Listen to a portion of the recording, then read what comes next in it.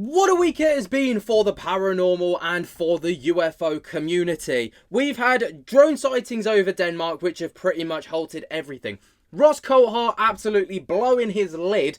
We've got UFO whistleblowers making some insane claims and more UFO whistleblowers making even more insane claims. So we're going to be talking about all of that today, starting with the Denmark incursions that are happening right now. It all appears to be happening again and history is repeating itself. Denmark has got some kind of drone incursion going on that nobody can explain, and it is very akin to January of 2025 when the New Jersey drone situation really kind of reached its peak, and the world is now starting to take notice because Denmark are like, whoa, this is weird. And the rest of the world are like, we don't know what this is. So a lot of people are stating that it's UFOs. A lot of people are stating that it's, foreign adversaries. A lot of people are speculating a whole lot of stuff. Before we get into the nitty-gritty details, I want to invite you guys to drop a like on this video and subscribe. I'm going to be keeping you up to date as best I can with everything UAP related. But let's get into the details of what we currently know, which, if I'm perfectly honest, isn't a whole lot, but I've tried to compile as much information as I can. So, in late September of 2025, Denmark experienced a series of unauthorized drone sightings that have disrupted not just air traffic but raised national security alarms and prompted heightened NATO vigilance in the Baltic Sea region. These incidents, described by the Danish officials as quote-unquote hybrid attacks aimed at sowing fear and testing defences, have led to temporary airport closures, military scrambles, and a nationwide ban on civilian drone flights. This event coincides with the broader European concerns over aerial incursions potentially linked to Russia's ongoing hybrid warfare tactics amid Ukraine's conflict, though Moscow has denied any involvement whatsoever with this. No injuries or direct damage have been reported as a result of this, but the psychological and logistical impacts have been rather significant, stranding thousands of passengers and exposing vulnerabilities in European airspaces. Now, there is quite the timeline of key incidents, so we'll go through that and then we'll kind of get into what the leading reporters from around the globe are stating about this. So on September 22nd to 23rd, Copenhagen Airport, there was a huge incident there. So 2 to 3 large drones were spotted approaching from multiple directions with lights toggling on and off for hours, possibly launches from nearby ships in the Baltic Sea. Now, Copenhagen Airport was closed for upwards of 4 hours and Oslo for 3 hours. Tens of thousands of passengers were delayed and diverted, and the Danish Prime Minister Mette Frederiksen called it the most serious attack on critical infrastructure. The following couple of days, so September 24th to 25th, the Aalborg Airport, which is military and commercial, and multiple other airports and air bases had incidents where multiple coordinated drones observed overnight following similar patterns to Copenhagen, described as systematic by the Defence Minister Troels Lund Poulsen. Now, Aalborg was closed for upwards of 3 hours. Billund airspace was shut for an hour and others were on high alert. And at least 3 flights were diverted from Aalborg. No shootdowns attempted due to the risk assessment. Then the following couple of days, so from the 26th to the 27th, we've got Skrystrup Air Force Base, and Jutland Dragoon Regiment and other military sites were affected with unidentified drones near key installations. The Danish Defence Command deployed capabilities but withheld details of our operational security. There were no closures reported on this one, but heightened alert, and NATO upgraded Baltic Sea missions with their defence frigate FGS Hamburg in Copenhagen. And then the following day, so over the past couple of days, for the 27th to the 28th, Bornholm Island and Bollis military training area, Dyberg in NATO and ammo depot. There was an eyewitness report of drones and RDAF scrambled 2 F-35s over Bornholm, and gunfire bursts were heard near Boris and Dejberg. And Danish defence took over the communications, and there were temporary no-fly zones. Police urged the public tips via a hotline of 114, and civilian drones were banned, and this was imposed nationwide ahead of the EU summit, which has taken place from today, September 29th, to October 3rd. So obviously this is a pattern of persistent contestation at NATO borders, including similar drone incursions in Poland, Romania and Estonia, and Germany near Schleswig-Holstein. Now I've probably butchered a lot of the airport names there, but obviously this is starting to really disrupt a hell of a lot of stuff. Ross Coulthart, as we come to expect, was on the front foot with a lot of this stuff, and he has come out and stated that the Denmark incursions, he doesn't believe that they are drones. He believes that it is something or someone that is demonstrating an ability to operate with total impunity, an absolute assurance of knowledge that they cannot be tracked nor detected. This is the words from the man himself. They admit they cannot track these objects. They're not being seen on radar. How can that be the case when these objects are so large? Admittedly, some drones are made of carbon fibre or fiberglass, which makes them less easy to find. And admittedly, Denmark particularly doesn't have a lot of counter-UAS technology. But you would expect that something that large could be followed by a helicopter or radar. It could be followed back to source in normal instances. What's fascinating to me is what it says that the operators of these craft, whatever they are, I refuse to call them drones, they felt that they could do this with total impunity over at least 2 nights, over some of the most sensitive military and civilian aviation installations in your country. It's just extraordinary.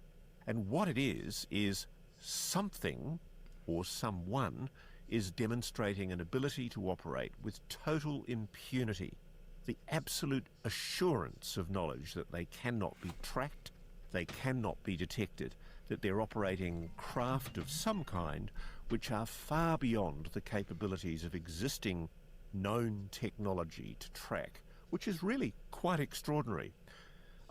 I find it amazing, and this has happened with regular frequency right across the United States. Despite the assertions being made by the White House and by different parts of the Pentagon and by the Federal Aviation Administration in America, these drone sightings are still happening, so-called drones.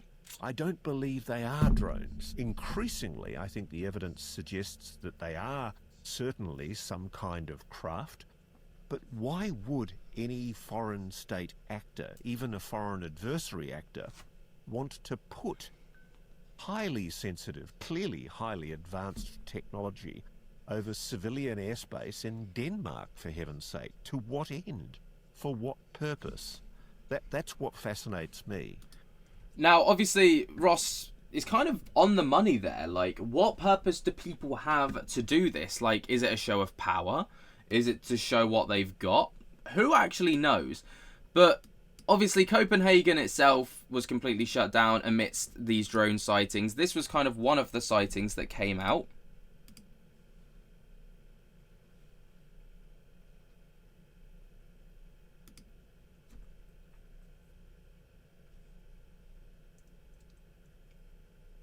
And that was enough to shut down the entire airspace. And these have been going on nightly for days. And it's really starting to disrupt the flow of things. Now, Dylan Borland has also kind of weighed into not just this situation, but a lot of other stuff. But, you know, the Prime Minister of Denmark has actually addressed the nation on the mystery drone incursions. Now, this is an interesting listen because obviously this is more than what a lot of people kind of did with regards to the New Jersey incident.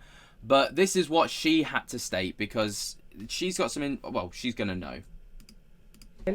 Danmark har i de seneste dage været udsat for hybride angreb. Droner er set flere steder ved kritisk infrastruktur, militært og civilt.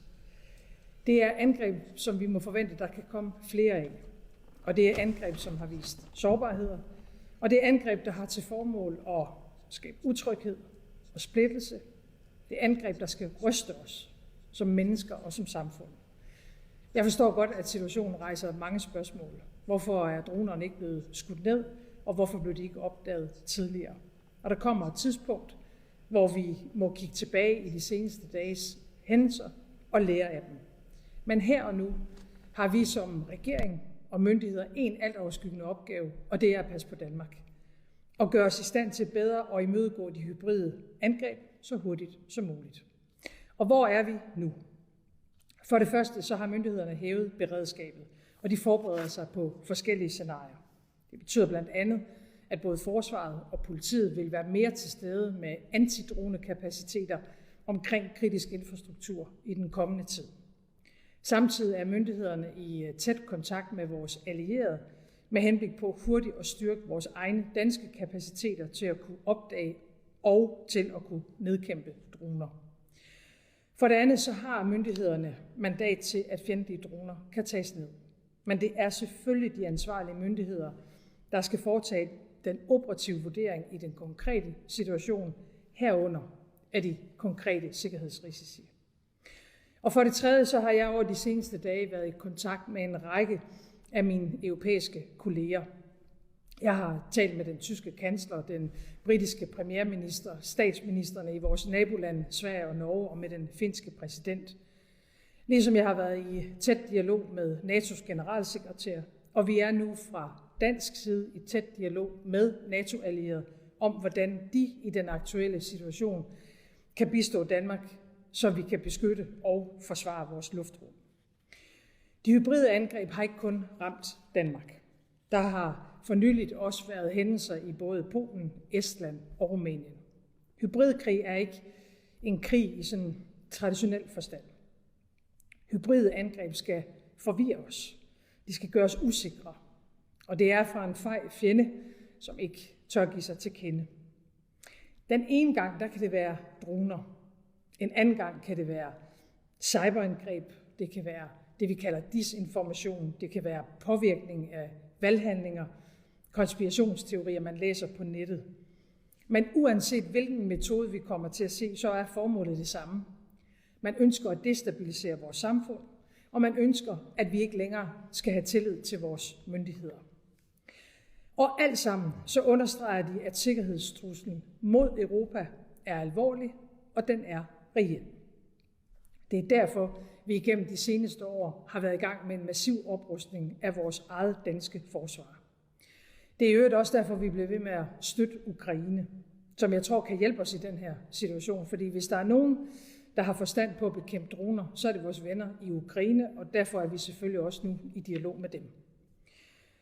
Jeg er også nødt til at sige, at det tager tid at genoprette dansk forsvar. Det beder jeg ikke om tålmodighed med, fordi den har jeg i virkeligheden ikke selv.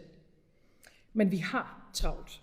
Og jeg beder om forståelse for, at selvom vi har det, så kan det trods alt ikke lade sig gøre, hverken fra den ene dag til den anden, eller fra det ene år til det andet.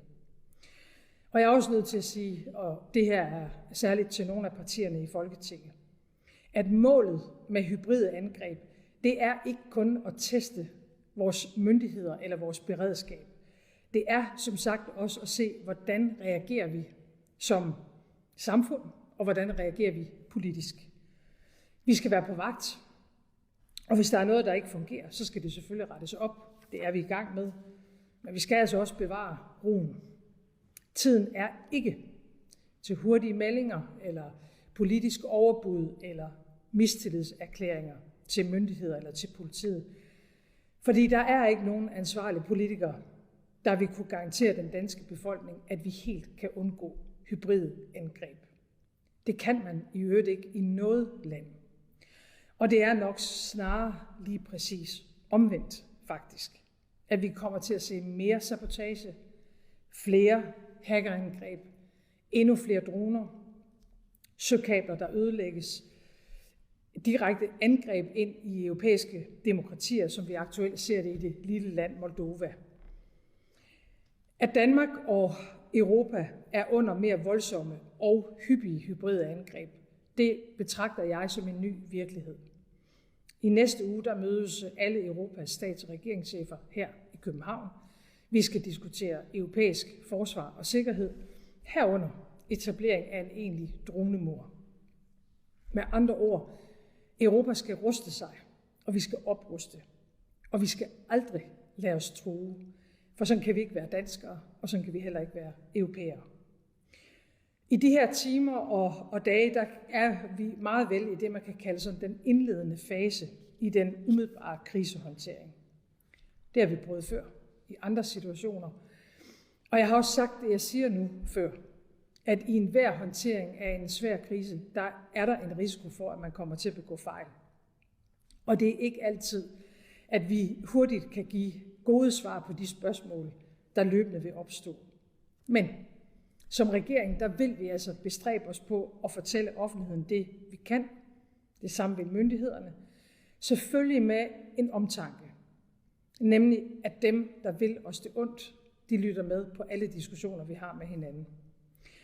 Og selvom myndighederne ikke kan konkludere, hvem der står bag de hybride angreb mod vores lufthavne og anden kritisk infrastruktur, så kan vi i hvert fald konstatere, at der primært er ét land, der udgør en trussel for Europas sikkerhed, og det er Rusland. Og derfor til sidst en vigtig pointe. Der er ikke noget europæisk land, der kan forsvare sig alene mod Rusland. Det kan ikke engang Ukraine, som ellers tappert har kæmpet i mere end 3 år nu. Og det er jo derfor, vi har vores NATO-alliance. Det er derfor, vi er i gang med at udbygge den europæiske forsvarsindustri. Og det er derfor, vi er i gang med en historisk oprustning her i Danmark. Og de seneste dages begivenheder understreger kun, hvor vigtigt det er, at vi handler, men at vi gør det sammen med andre i Europa og i NATO. Obviously, we've also got other situations moving forwards from that as well. So we've got, Representative Burleson, who's also made some comments with regards to this. Talking about the drone incursions, talking about what he believes the drone incursions to be. And this is what he had to say. Stuff that's going on. We see right now that there's activity that's happening in Europe where there are airports. There's an airport that's being shut down 3 nights in a row because of anomalous drones potentially, or some other things that are in the skies. We all know what happened in New Jersey. Actually, we don't know what happened in New Jersey, and so it's important for me to stay away from the conspiracies and the tinfoil hat stuff, but you cannot ignore the kind of encroachments and incursions on military bases, on very sensitively and highly secure facilities and locations by some of this unidentified phenomenon. There's a lot of strange this stuff. Is what really intrigues me, because we truly have absolutely zero clue about what is going on literally anywhere. And as you can imagine, the residents are unbelievably anxious about what's going on, because they don't know if they're at risk. They're seeing what's going on across the globe. They don't know even if this is even actually human. Genuinely, that is kind of the conversation that's being had. I think there's a widespread criticism in Denmark that the government has been unprepared for these events. We had the first incursion on Monday night, and then we had the second incursion on Wednesday night. And I think the mere fact that we had 2 incursions in 1 week and nothing really happened, it's really been puzzling for most people. It doesn't really affect my daily life. I just go on as I usually do. It affects me in the sense that when I hear people talk about it, I get a little bit anxious, of course. It's a quite scary thing, of course. I'm worried about it because we have no defense. We have nothing. We can't do anything. And we can't start running around shooting down drones with shotguns or stuff like that. We have to have a serious answer to the drones, a way to fight them without hurting people or material. You don't want to shoot a drone down and start a fire in a gas station or something like that. And it's words, nothing happens. The way we normally see it in Denmark, we have a lot of words, very little action. I hope they pull themselves together and get hold of some real good anti-drone stuff. That's also arguably all that anyone can really ask for. Now, people are going to speculate about what this is. What is actually going on? Nobody truly has a flipping clue. And it's kind of concerning. Because, well, what do we take from this? Well, we don't know. Is it even human? Who is it? Ross Coulthart seems to think that it might not even be human at all. People are concerned about it. It's shutting down airspace. And this isn't the first time that we've seen something like this. Now, following on from that, Ross Coulthart has been a very outspoken man, especially over the past 6 months or so. But now, he's just stepped it right up a gear. I feel like we just spend a lot of time talking about Ross Coulthart at the moment, but that's because he's coming out with some of the most outlandish claims and things I've ever seen. And he's now also going on to talk about the New Jersey and Denmark drone incursions, stating that they're possibly shapeshifters, and then also going on to essentially call out Skywatchers, who are doing a lot of work with trying to, progress the UAP topic. So we're going to be diving into all of that today. Before we get into it though, be sure to drop a like and subscribe. I'm trying to keep you up to date as best I can with all of the UAP news and things that are coming out. But let's get into it, because obviously, like I say, the drone incursions are one of the biggest things to come out from 2020, not just 2024, but also 2025, because obviously it happened in New Jersey starting towards the end of last year, progressed into the early of this year, and then now we're starting to see it in Denmark, and people are freaking out about it because it's like, are these foreign adversaries, or is this something otherworldly? Well, this is what Ross Coulthart has to say with regards... Now, he's already stated, by the way, that he doesn't believe that the situation in Denmark is drones at all. He thinks it's something else. Something else. He states that he knows this from information that he's got from sources, but he never shows those sources, which is kind of upsetting a lot of people. Anyway, I've waffled on. Viewer Andrew reached out to us on X. He said, Ross, do you believe the New Jersey drone incursions and the recent Denmark incursions are all related or connected? Asking because the drones are still flying over my house in New Jersey. But what's really interesting is the correlation between the Copenhagen incident and, dare I say it, the slightly less frequent but still ongoing incursions in continental United States. Contrary to the disinformation that's being put out by certain agencies, this has not gone away. I am still in touch with people, including police and local government in New Jersey. They're telling me they're still seeing these objects. My friends John and Jerry Tedesco are still seeing these anomalous objects, including in the flight paths on the approach to Kennedy Airport at New York. This is serious, and this is why this matters. The whole issue of UAPs, of unidentified objects making incursions over secure airspace, especially crowded passenger airports like Copenhagen or JFK, New York. This raises really grave flight safety, national security concerns. And it's a huge concern when governments start defaulting to the explanation that it's the dastardly Ruskies, or as happened in New Jersey, the dastardly Chinese.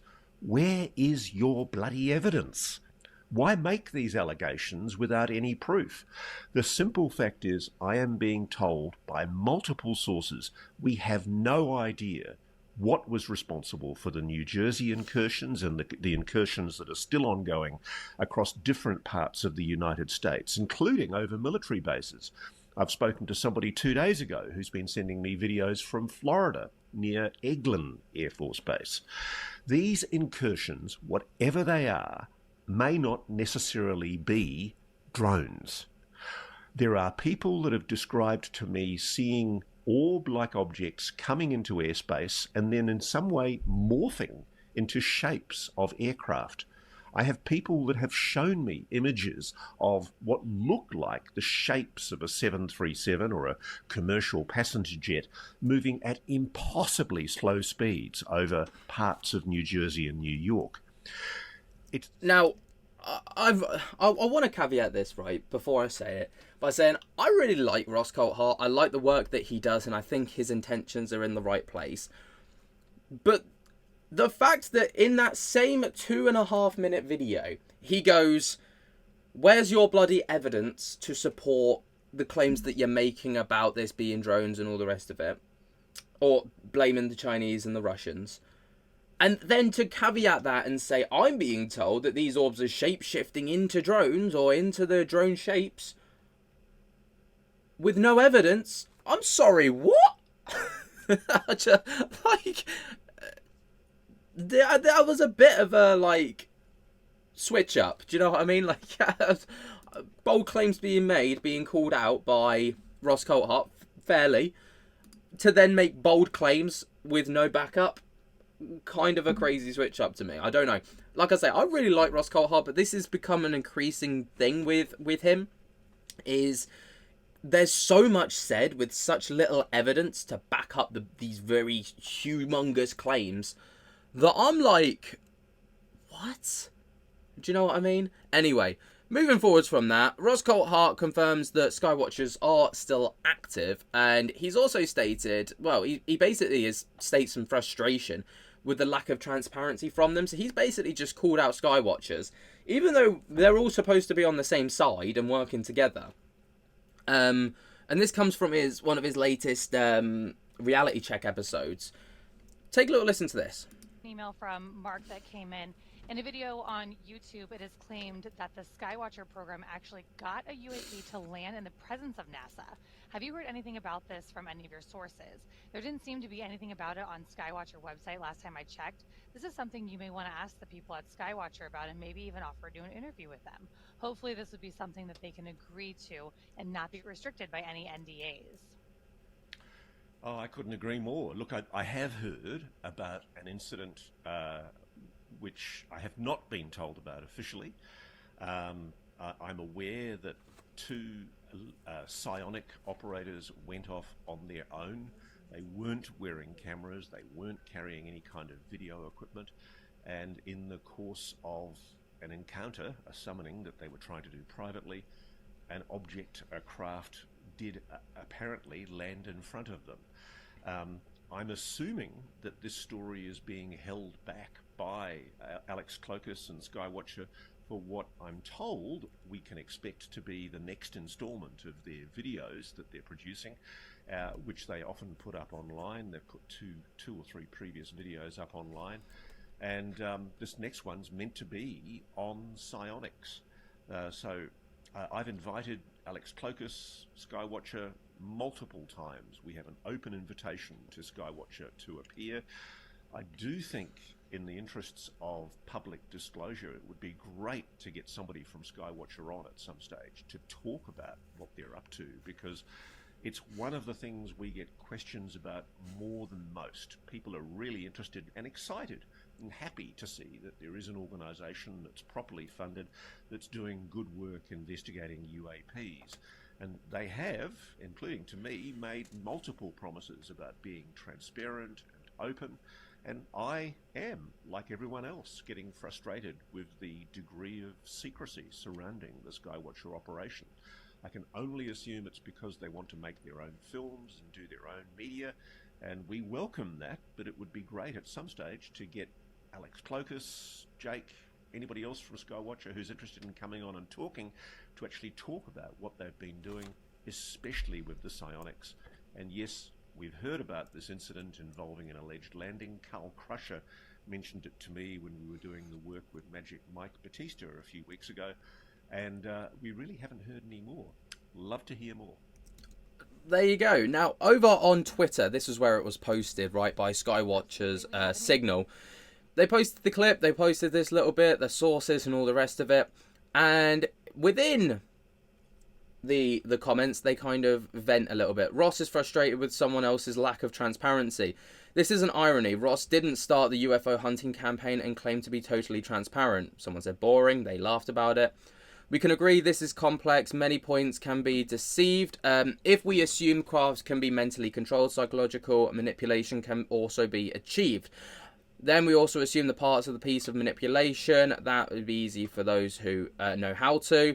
Start from the top, what we assume to be the top with government, and then ask yourself who controls them, and then all the rest of it. And all, you know, they kind of continue to go on about it. Now, this is obviously the bits about NASA, obviously, with regards to apparently having a spacecraft psychologically controlled and brought down in front of NASA, which in itself is a bit of a mindfuck. But I want you to cast your minds back to January of 2025. A man called Jason Sands, who was highly scrutinized by the UFO community, came out to talk about his experiences. He came out on the Joe Rogan podcast. He came out to, I think it was Jeremy Corbell on the Weaponized podcast. He did a lot of appearances. Well, he's back again with some even more insane claims. UAP whistleblower Jason Sands has caused quite the stir over the past 24 hours as an interview with him has just dropped, and he's detailed some significantly insane claims. And when I say that, I try not to use that term too lightly, but this is quite significant as he's gone on to talk about NHI allegedly returning for their downed crafts. He's talked about an alien, right, that is literally being interrogated on Earth, and just loads of other crazy shenanigans. Now, this interview that came out with him came on the Sources and Saints YouTube channel, and it's titled Government Whistleblower Reveals Face-to-Face Alien Encounters Jay Sands Interview. And in the description it states, Jay Sands featured in James Fox's film The Program and discovered by millions across the Joe Rogan Experience, all the rest of it. Not only was Jay an eyewitness to the infamous Nellis Air Force Base UFO footage, he also describes a face-to-face encounter with a blue-skinned alien while serving as an intelligence analyst. For the first time, Jay reveals the contact that never stopped. Just months before this interview, he experienced an orb floating through his home, one of many encounters in a lifetime of contact. Now, obviously, right, this is quite the bold claims to be making. Now, for anyone that doesn't know, right, Jason Sands became really popular early in 2025 as he basically came out on the Joe Rogan Experience and other podcasts describing Area 51 involvement and alien encounters which align with the declassification UAP reports but lack independent verification at this current time. Now, a clip in particular from this interview has been going mega viral. So, obviously, Jason Sands is a retired US Air Force veteran and self-proclaimed UFO whistleblower recounting a 1990s interrogation where NHI allegedly stated it would return in 50 to 70 years, which would make it around the 2030s, to reclaim its crashed craft, release prisoners, and exchange emissaries for Holloman Air Force Base. What? I'm sorry, but fucking what? Let's just take a little listen, because, like I say, this is madness. Like, guys, what on earth did I just hear? Because this person said that they just finished interrogating this Eben, and that the Eben had said that they were going to be coming back 50 to 70 years from, either the 1990s or the Holloman Air Force Base, because that was also mentioned during the call meeting that was supposed to take place at Holloman Air Force Base. So 50 to 70 years, it's about 2030s ish is the window of time, but that they're going to come back and ask for their equipment back, their prisoners to be released. And then I think they called them, the emissaries could be exchanged. And I just was shocked. I was like, I can't believe it. I just listened to one of the most interesting things I've ever heard. I mean, it's one hell of a thing to be claiming, isn't it? I mean, obviously, it's all smoke and mirrors as well at this current time. It comes with no viable evidence, as is typically the case with these things. I'm becoming quite cynical, I've noticed, in recent times, but I don't know, I just feel like I just can't be arsed with the smoke and mirrors and the, ooh, he said, she said. Like, just show me the smoking gun. Do you know what I mean? Like, if you're going to claim it, back it up. But anyway, we just have to work with what we've got, don't we? Now, the entire interview ran for well over an hour and 40 minutes. I do recommend you go over to the channel that I stated earlier to check it out, because it is a highly interesting episode. And some of the things that are mentioned, I'll kind of briefly go over some of the key topics that really caught my attention, at least. So, one incident, obviously, is the intercepted conversation about a quote-unquote EBAN. Now, for anyone that doesn't know, an EBAN, right, stands for, I can't remember what it stands for now. What does it stand for? Bear with me. I'm trying to find it. I had it written down somewhere. I can't find it now. It's essentially, just give me a sec. I'm sure I'll come to it in a moment in my notes here somewhere. But basically, right, his role was in telecommunications monitoring. So Sand's team intercepted and analysed thousands of communications, including phone calls, to ensure security and detect potential leaks. And the accuracy of all of it was down to interpretation. But the E-band conversation was one which was significant, and it was a call involved in an interrogator discussing an E-band, which is an extraterrestrial biological entity. That's what an E-band stands for. I lost it in my notes there. And the conversation allegedly revealed that the E-band was being interrogated and claimed that their species would return within 50 to 70 years, circa 2030 to 2040, to reclaim their equipment, prisoners, and potentially at Holloman Air Force Base. The E-band allegedly warned that failure to return the equipment could result in severe consequences, including death for those involved. And this conversation shocked Sands and his team, as you can probably imagine, as it confirmed the existence of extraterrestrials and brings in their interactions with the US government. Now, you're probably wondering the history behind all of this. Now, the conversation referenced a supposed meeting in the 1940s, potentially with President Eisenhower, where extraterrestrials allegedly exchanged technology and beings for other considerations. Now, that's obviously the key point that we went over there, but there were also some talks about his work with the UAP Task Force and David Grush. So in 2022, Sands worked with the UAP Task Force analysing imagery like the Mosul Orb, and he collaborated with David Grush, a prominent whistleblower, and others to differentiate between known human technology and unexplainable phenomena. Now, Sands leveraged his experience in black programs to prevent the task force from pursuing false leads. And he also spoke about his collaboration with Grush, as Sands shared his experiences, including the E-band conversation with Grush, and their discussions helped frame a broader implication of UAPs and the need for transparency. Now, there's also the Nellis Air Force Base encounter. So in 1994, Sands was stationed at Nellis Air Force Base, working on the Black Mountain during the flag exercises to train air crews in surviving communications and radar jamming. Now, a week before Sands' encounter, a crew captured footage of a UFO on the Nellis test range, described as a quote-unquote chopped-up helicopter or shape-shifting craft, and the video later leaked to UFO researchers and featured the TV show Sightings, showed a craft moving in ways inconsistent with known technology at this current time. His personal encounter, so whilst travelling with a convoy to Black Mountain, Sands and his team encountered a craft matching the video's description, resting 50 yards off the road. A being dressed in military-style uniform, but with albino-like skin, blue tint, no ears, and large dark eyes, approached them. Now, with regards to the interaction, the being communicated both verbally and telepathically, requesting tentium, possibly a nuclear fusion byproduct, to repair its damaged craft. Sands initially thinking the being was human and hypothermic, offered his jacket, but was unnerved by its appearance. Now, with regards to the telepathic communication, the being shared information about its damaged craft and directed Sands to a location near the Tonopah Gate, where nuclear tests had been left residual matters. And other convoy members appeared to be in a trance during the encounter, and Sands experienced missing time afterwards. Now, I don't know, it's just more of the same kind of stuff where it's like, oh, we know this happened, but we don't remember the details. Now, obviously, Sands has been scrutinised to the hilt with regards to his encounters, experiences, how he describes things, and all the rest of it. So I'm not going to, sit here and crap all over his experiences, because that's not fair of me to do. But at the same time, it is kind of like more of that we've seen where it's like, oh, this is what happened, but my sources trust me, bro. And it's like, that doesn't exactly fly.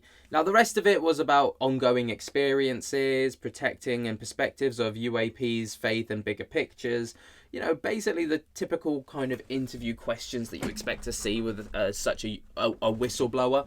But obviously, the claims that he's made about the craft allegedly coming back potentially in the next 5 years to come and get their craft, and if we don't hand it over, then, there's going to be consequences to pay.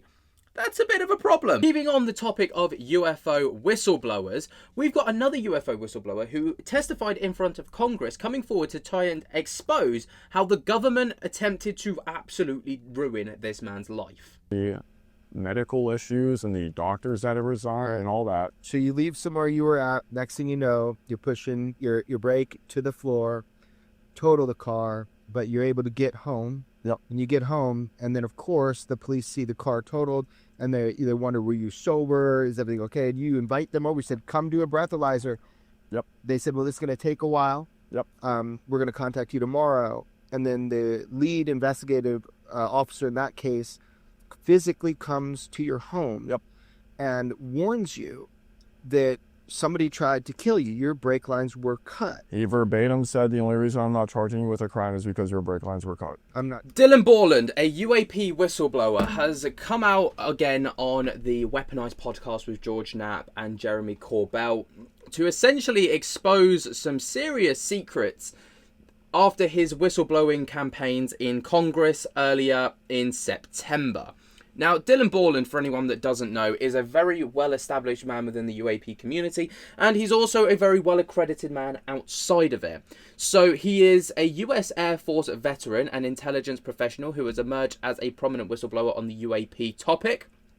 He publicly testified, of course, before Congress in September of 2025, marking it as the first open disclosure of experiences and classified knowledge that he claims to involve non-human technologies operating outside of congressional oversight. Now, in his early career, Borland served as a 1N1 geospatial intelligence specialist in the US Air Force from 2010 to 2013. He was stationed at Langley Air Force Base in Virginia.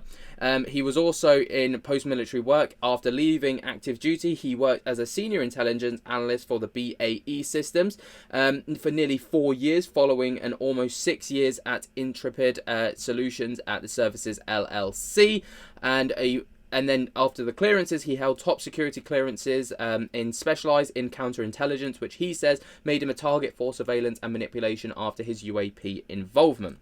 So obviously, that's just kind of a brief oversight on who Dylan Borland is, in case you didn't know. But he's just come out, like I state, over on the Weaponized podcast with Jeremy Corbell, right? In the title, Dylan Borland Unloads the Truth About the Legacy UFO Programs, Part 2, Weaponized, Episode 91. If you want to go and check out the full thing for yourself, it's an hour and 34 minutes. I highly recommend that you do. But there are some key moments in there that really kind of, you know, hammer home the severity of what was actually going on for Dylan Borland, and when he, like, the moments when he went to testify. So I get a phone call after Dave testifies, and they notify me, hey, Dylan, we want you to go to the IG. And I said, all right, what about? They're like, you know, this stuff. They, me, who? Congress? A staffer and Dave and an attorney that you guys are aware of. I don't know if I can say their name, but an attorney you guys are aware of. I think just, yeah, that's good. All right. And they're like, go to the IG. And I said, am I safe? Is it what the country needs? Yes, yes. I said, all right, let's make it happen. And I go to the IG. That was in, I want to say September, October. I actually had the date for you guys if you need it. But I went there in 2023. Late summer, early fall of 2023. And I go through the IG process. And to be honest with you, out of everything, I really feel like the IG process was the worst. I think the people at Arrow genuinely cared, but my opinion going through the IG and the questions they asked me, the things that were said to me, made me feel like that was a fishing expedition, and the only thing they cared about was finding out how much I actually knew. Wow. That is highly disappointing. It was very disappointing being in that room with the conversation and statements that were being made to me. Like when somebody's redacted asking you a question in the IG, government employee cuts them off and says, you don't ask him that question, and then looks at me and tells me you don't answer that question. Yeah. When they ask you, what do you want out of this? And verbatim, direct quote on film, by all means, go get the recording, because they said they recorded it. Mm-hmm.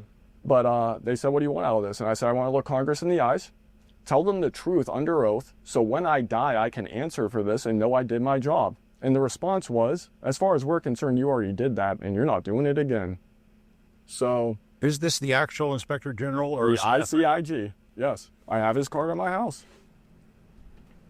You went through the whole thing. I went through the whole thing. Who else is there? Redacted. So ICIG, assistant director, Redacted. attorney on my right. So you try to do this right. You go to ICIG and you literally feel like that they are just trying to pump you to figure out how much you know how dangerous you are to the legacy program. In my opinion, looking back on this, yes, because the way they ask questions, the statements they made to each other, the statements they made to me, 100% seemed like they wanted to find out how much I knew. And at the end of this, which you're aware of the conversation I had with the attorney, it was, you are credible, not urgent, go disappear in the winds, leave this all behind, shut up, do not do anything, everything you said, which goes back to what we talked, I talked about my childhood in there. I was told everything I talked about in that room now is up for executive review, and I brought up to the attorney, I talked about my childhood. Is that now up for it? I talked about unclassified information readily available on the internet, and they said, Dylan, every single thing you talked about is now subject to executive review. Do not go outside of those bounds. Your whole life? Pretty damn much. It's like a great way to lock somebody down if you want to kind of intake their whole whistleblower story, what they know, and then say, now that you've testified to ICIG, you have to walk away. When you realize they say that, and that this has been, in essence, a waste of time, that you walked into sort of a trap, I mean, I can imagine how depressing it would be. It's depressing. It pissed me off because I was already blacklisted from the IC. And I had told the attorney that. I told the IG that.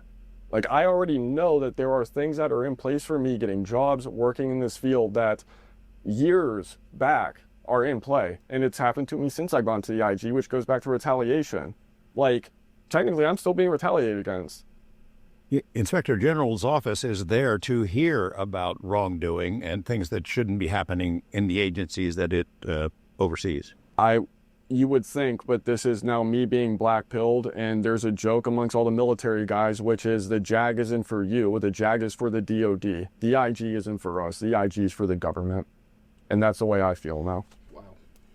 Did you share this with the attorney who had been advising you about seeing these guys who, we're not saying who it is, but who... No, I think with the client, right. I just think you're not supposed to do that. It's not like a big secret. I'm just trying to be respectful. I made it aware to them that the statement that he had made to me was of grave concern. It made no sense. And I had asked, how do I do DOPSR? Because I do not trust this process at all anymore.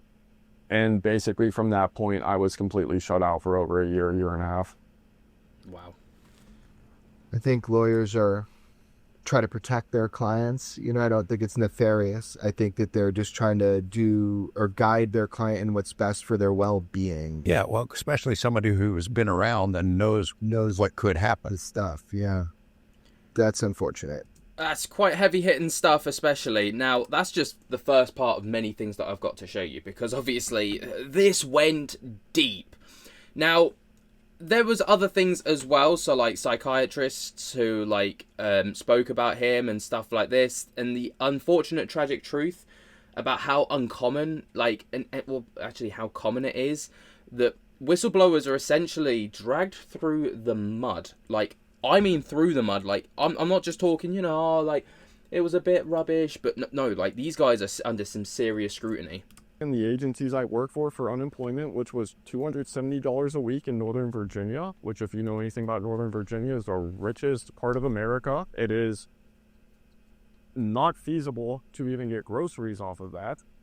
Basically, I lost everything but my house, and at one point in time, because I was concerned I was going to lose my house because I am a 10% disabled vet, the VA is denying I ever did the jobs I did, denying I have the issues I have, the whole nine. I was genuinely concerned I was going to lose my house, and I began to honestly consider and look at non-violent offenses in order to have 3 hots in a cot, because I was very quickly approaching the point in time where I would probably be a homeless disabled vet. Sounds like they wanted you to kill yourself. That is 100% what they did. In fact, there was a doctor who filed a complaint within the IG at the VA on my behalf because they were, in his opinion, trying to get me to kill myself. At one point in time, they put me on a prescription medication for PTSD and depression, which I wasn't allowed to collect, by the way. The VA still denied I had PTSD or depression, but they put me on the medicine for it. And I woke up in the middle of the night while on this medication, and the best way I can describe it is, you need to relieve yourself to go to the bathroom or you're thirsty. It's a physical response. I woke up in the middle of the night, and the physical response in my brain was commit suicide. I freaked out, rightfully so. Something I will never do is commit suicide. I'm a Roman Catholic. It is against my religion to do so. I contacted the VA. I went to the VA on the police's, again, all documented, and the VA psychologist, who was a CIA employee of all things, or was, said, oh, this is common. You need to increase your dose. The psychiatrist, you have his name. Yeah. He was made aware. He filed a complaint on my behalf. He found out there was a team dedicated to me at the VA, and he filed a complaint against that team. He was told that nothing's going to change, that I answer to them. And he told me verbatim, he said, Dylan, you need to do everything in your power to live through this. What they are doing to you is wrong. Do not trust any of these doctors. There is something very wrong with what is being done to you. And keep in mind, this whole time this is happening, I'm over at BAE. And he resigned. In protest, he resigned because of what they were doing to Dylan. And let's just back up. This is some Stranger Things bullshit. To take somebody like Dylan through, I think it was Stanford research, right? To take somebody through like Dylan. Penn State and Stanford. It was what? Penn State and Stanford. And, use aeroforms and these violent images. And I mean, Malcolm McDowell. It is my favorite movie. Yeah, it's like Clockwork Orange. Not to make light of it, but it's like, I've talked to a bunch of people about this, and there's... The psychological warfare that these people go through is truly unnerving, to say the very least. Now, when these things didn't work, okay, so, they essentially, found out how much he knew. They worked out, all right, this guy is a significant threat. What we'll do is we'll make his life as uncomfortable as humanly possible. We'll deny that he's done anything, so he gets zero support whatsoever. And we'll just force him into suicide, essentially. We'll force him into that direction. He has no choice but to go and do that. When he essentially, refused to do that, they took things a step further, allegedly, right? And they started to take matters into their own hands. So he wouldn't take his own life. So they were like, right, if you won't do it, we'll do the job for you. Me and the medical issues and the doctors that have resigned and all that. So you leave somewhere you were at. Next thing you know, you're pushing your brake to the floor, total the car, but you're able to get home. Yep. And you get home, and then, of course, the police see the car totaled, and they either wonder, were you sober? Is everything okay? And you invite them over. You said, come do a breathalyzer. Yep. They said, well, this is going to take a while. Yep. We're going to contact you tomorrow. And then the lead investigative officer in that case physically comes to your home. Yep. And warns you that somebody tried to kill you. Your brake lines were cut. He verbatim said the only reason I'm not charging you with a crime is because your brake lines were cut. I'm not charging you for a crime because your brake lines were cut. Is there a police report? There is a police report of the totaled car, and there's a police report of what I said to the officer, which is I went out with a friend who worked for the agency. I had 2-3 drinks playing pool over the night, had some wings on the way home, car totaled. Does it say in any police report your brake lines were cut? I have been searching for it, no. And this is what sucks, is this is the most damning, and I know what was said to me, and this is the only thing out of all the craziness that I do have evidence to that you guys have seen, these weird polygraph tests and VA tests and all this, but the police report verbatim saying that my brake lines were cut, I am still trying to get proof of. Exactly. That's a clear cut thing, right? It's like we can talk about the... I mean, imagine, you're just doing your job, you're trying to do what you feel is right, and your life gets threatened. It's absolutely disgusting. Now, the retaliation on this, obviously, was absolutely significant. Arguably the biggest retaliation I think we've probably ever seen to a whistleblower. We know about this stuff, we hear about it all the time. But this is so severe to the point where, people's lives are in jeopardy. Lives are made so uncomfortable. We know about David Grush's medical records basically getting exposed by the DOD to try and expose him, essentially. It's unnerving, but this is also what he had to say. You're working 12 hours and it's middle of the night, 3 in the morning after working a 12-hour shift, 4th day in a row. You're just doing anything to stay awake. I remember you were talking about UFOs, and you talk about everything from football to baseball to movies to music. It's just, you're trying to stay awake. You're trying to get through the night or the day. And we were talking about UFOs and Bob Lazar come up, and you're just talking normal talk. Yeah. And I remember I had talked about what I knew to be true, and I had gotten a pop-up message on my computer. It said, you're not supposed to be talking about this. To this day, aside from having gone to the IG and what was conveyed to me by my attorney, to this day, technically, I have never gone an official, Dylan, here's what's happening, do not do this, here's why. It has been these subliminal pot shots, but there were multiple people that I was working with that were well aware of the reality of this subject, and considering where I worked, the finances that went into there and how much money funneled through there and how many programs we touched, that there were a number of people that were well aware of the reality of this situation. The UFO subject had been a part of quote unquote legacy programs, had gone to TDYs, had done it. But most of the people that were aware most of them were younger. Most of them had had their careers destroyed, their lives destroyed. Most of them believed that me talking about what I was dealing with my clearance and all the problems I was dealing with the company and the agencies, they thought it was safe to talk to me about their own experiences in the legacy program. They assumed you knew more than you were saying. 100%. So it's almost like, it sounds like they put all the bad eggs in one basket. It's like, these guys knew too much and they're blabbing. We'll put them all over here with you.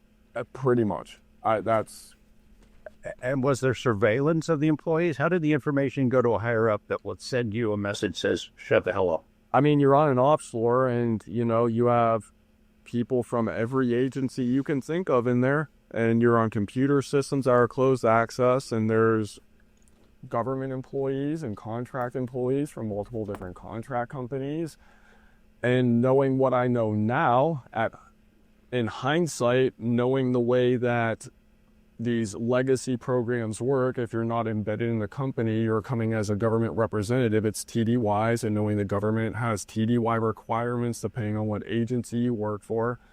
Some of these people probably found their way over to TDY, and they had heard me talking about things that they thought they were far more important than they really are, and thought that I shouldn't be talking about it. You're just bullshitting with coworkers. Pretty much just talking. And they are with you. Is there somebody in there that's counterintelligence that was sent in there to see who's blabbing? Towards the later end, I would bet so. Now, obviously, what I've shown you here is merely a drop in the ocean to the full interview. It was really telling, and arguably, in my opinion, one of the better weaponized podcast episodes. They're all very good, they're all very telling, they're all very interesting. But this one really hammers home how difficult it is for UAP whistleblowers to just live their lives after, coming out. And finally, we're back on the topic of the Denmark drone situation. To say that it's got out of hand would arguably be one of the biggest understatements I could possibly deliver. This situation is literally so far out of hand, it makes New Jersey look like a drop in the water. The Denmark drone situation is spreading across pretty much most of Europe at this point, and it is very much akin to that of what we've seen over New Jersey recently. And what's even scarier about this entire situation is that nobody has a clue what on earth is going on. So in case you haven't been keeping up with it recently, over Denmark, a lot of airports, especially in Copenhagen, have been closed, major airports, because of drone incursions, or what's believed to be drone incursions, over said airports. Now, interestingly, people like Ross Coulthart have come out to state that they don't actually believe that these are drones at all. They believe it's something or someone else, more highlighting the something else. And a lot of people are saying, well, hang on a second, how on earth can we not know what's going on? How do we not know where these are coming from? Now, Russia has even been asked about these drone incursions, to which Russia responded with, we have no idea what's going on. Now, that's a very typical thing of Russia to do, and it doesn't come as a surprise. But when you've got, for example, Denmark's Justice Minister on the invasion of unidentified flying objects, and they talk about how they have absolutely no idea about what it is, and they compare it to that of the 9/11, you know something a little bit fishy is awry. Der har vi ikke set væsentlige forstyrrelser af lufthavnene. Men vi er desværre nødt til at vende os til, at vi står i en ny virkelighed. Vi kommer til at stå i en situation, der også minder om denne her igen. Det er naturen af hybrid krigsførelse. I dag, der taler vi om droner. I morgen er det måske noget andet. Og det skal vi som samfund desværre indrette os på. Og der er, tror jeg, for vores allesammens forståelse en vigtig parallel at drage til terrortruslen efter 11. september 2001. Der lærte vi at leve med, at truslen var der, og myndighederne blev løbende rustet til at håndtere den trussel. Det blev jo også et vilkår for alle europæere, at det var en del af vores fælles virksomhed. Ligesom terrortruslen blev en del af vores virkelighed, så er hybride angreb nu desværre en del af virkeligheden. I mean, obviously that's quite a significant thing to state, that, you know, this is something that they have to get used to, and it's a new reality, and comparing it to the 9/11 terror attacks in the US, it's quite a bold jump to make, but you know, it is something that is quite significant and is literally halting the infrastructure of Denmark, and nobody's holding accountability to this. Nobody knows what on earth it is, and it's just literally hindering the world at this point. But what's even crazier is we're starting to see these drone incursions, not just over Denmark, but also other parts of Europe. So in Germany, for example, over Munich in particular, which of course is the capital of Germany, there have also been drone incursions over their major airports as well as over northern Germany. So the Washington Post put out an article talking about mystery drone sightings reporting over critical infrastructure in northern Germany. German authorities are investigating reports of unidentified drones potentially spying on critical infrastructure in Schleswig-Holstein. I've probably butchered that. I do apologise. But it's, I mean, what? Like, this is insane, man. Like, we all know, right, that this is, like, something that's been happening in New Jersey. America stated that they didn't know what it was, and then they said, oh, we do know what it is, and they threw in, apparently, according to sources like Ross Coulthart, they threw in their own drones to muddy the waters so that they don't look completely incompetent. But wow, when you see footage like this as well, which has allegedly come out of Denmark over the airports, and this is the reason that the drone, like the Denmark, the Danish infrastructure is being halted, it's no surprise.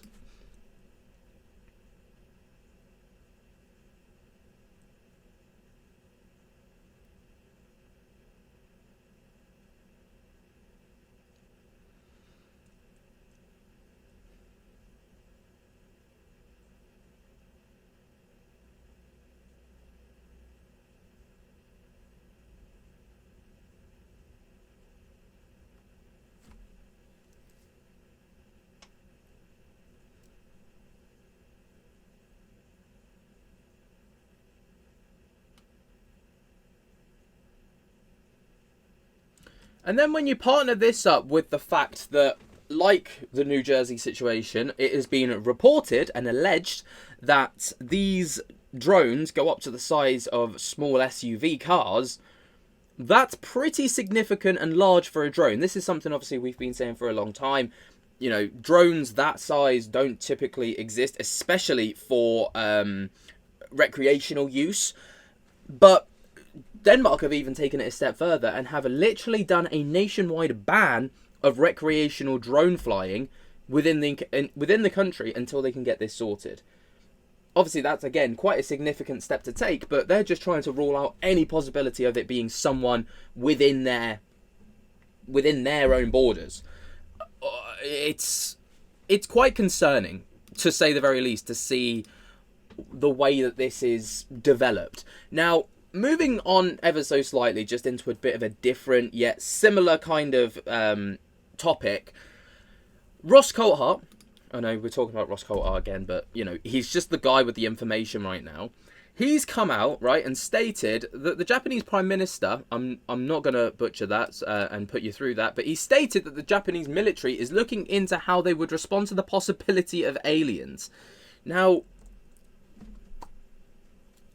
this gets me thinking, right? I'm putting my tinfoil hat on here and thinking, that's quite a big deal. When you've got a country like Japan who is so technologically advanced, what do they know, right?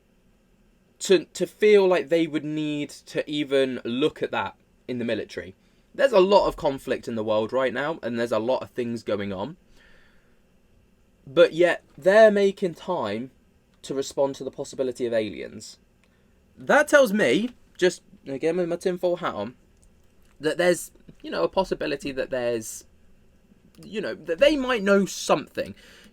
If there's one thing that we know about governments don't typically do this kind of thing where they're like, oh, we'll look into this and waste those resources for no good reason. Maybe they know something. Here's what Ross Coulthart had to say.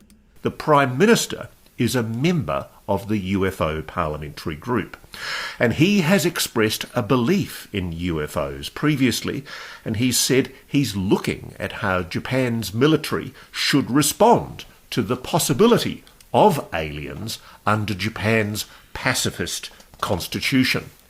Quote, he said, "There are no grounds for us to deny that there are unidentified flying objects and some life form that controls them," he's previously said. I mean, damn. You know, that's quite crazy. What do you guys make of all of this? Let me know your thoughts and opinions down in the comments below. While you're down there, jump to get the hell out of that like button and subscribe. And until next time, I'll speak to you later. Peace.